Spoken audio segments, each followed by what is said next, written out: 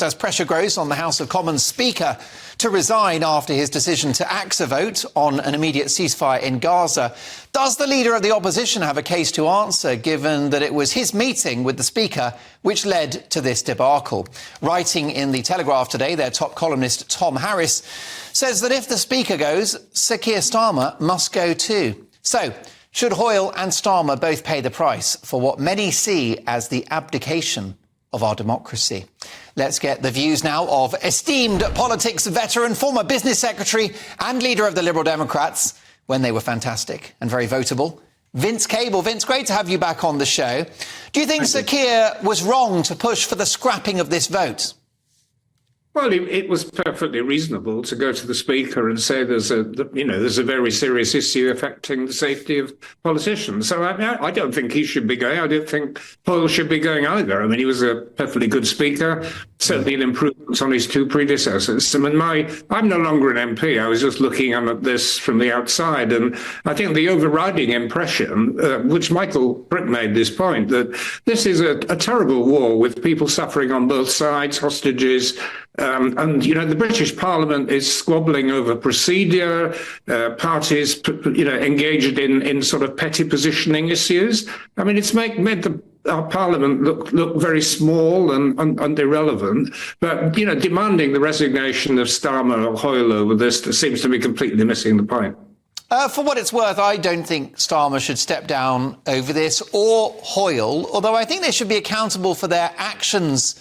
Were you not concerned that members of Parliament have been intimidated against voting or not voting for a vote in the Commons for fear of physical attack, for fear of violence? Yeah, of course we should all be concerned. And it's clear that Hoyle himself made a mistake in buying the argument that they should change the procedure in order to avoid people being intimidated. I mean, that was a mistake. He's apologised and should not do it again. Of course, we shouldn't give in to threats of violence.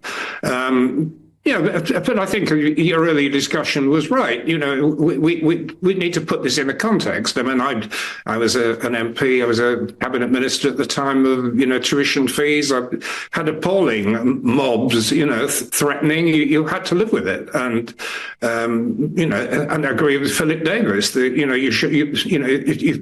if you can't stand the heat, you shouldn't be in the kitchen. If people are actually personally threatened, then of course the police should be involved. But the rough and tumble of public debates and demonstrations and angry debates is part of what democracy is about.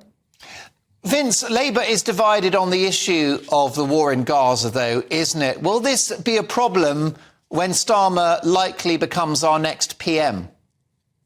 Well, it is, because in many ways our society's divided over this issue.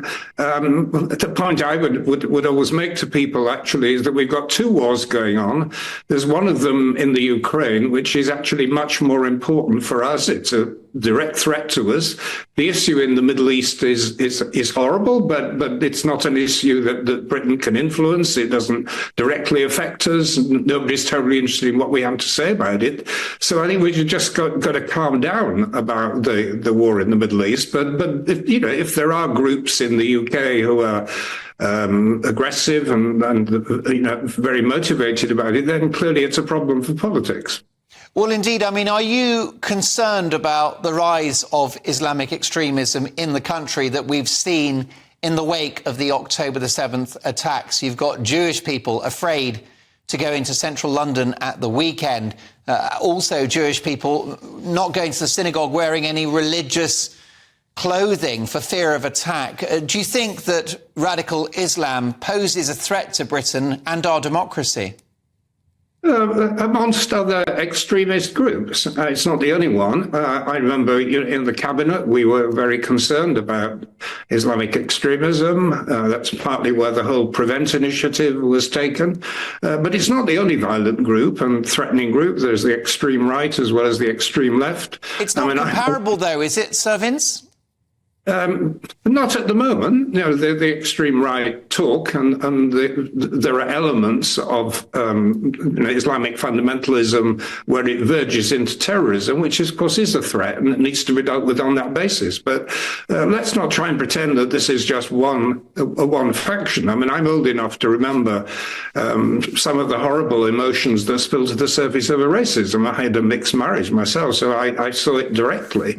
And we've had this on the extreme now. We've now got people who are aligned to or supportive of terrorist organisations, and they've got to be dealt with if they are a threat to this country. But it's not new and it's not unique to this group.